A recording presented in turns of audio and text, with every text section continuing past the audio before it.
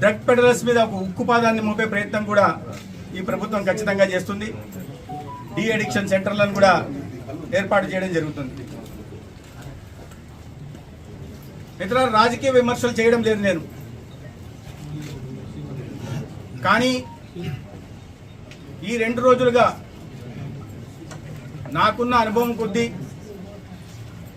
మంత్రిత్వ శాఖలో జరుగుతున్న విషయాలను బట్టి కొన్ని విషయాలు మాత్రం పత్రికా ముఖ్యంగా తెలియజేయాల్సిన అవసరం ఉంది. గత 5 సంవత్సరాల్లో ప్రచారం ఎక్కువ, పని తక్కువగా జరిగినట్టుగా అనిపిస్తా ఉంది. పూర్తిగా జరగలేదని నేను చెప్పట్లేదు, కానీ జరగాల్సిన రీతిలో జరగలేదని మాత్రం ఖచ్చితంగా చెప్తున్నాను. ఎక్కడ కూడా రాష్ట్రం వాటా ఇవ్వకుండా ప్రభుత్వం నిర్లక్ష్యం చేసింది. అత్యంత ప్రధానమైన రంగం వైద్య రంగం, ఆరోగ్య రంగం.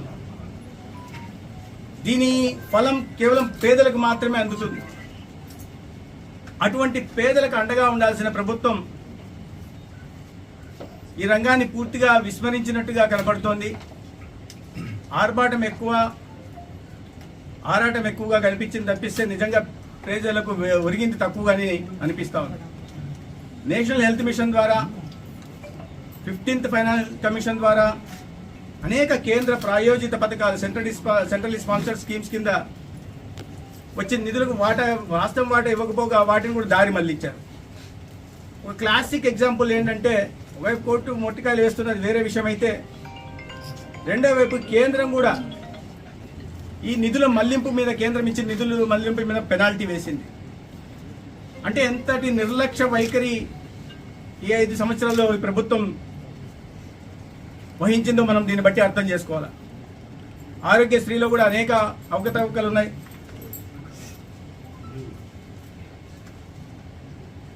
అనేక హాస్పిటల్ని ఎంపానల్మెంట్ చేశారు.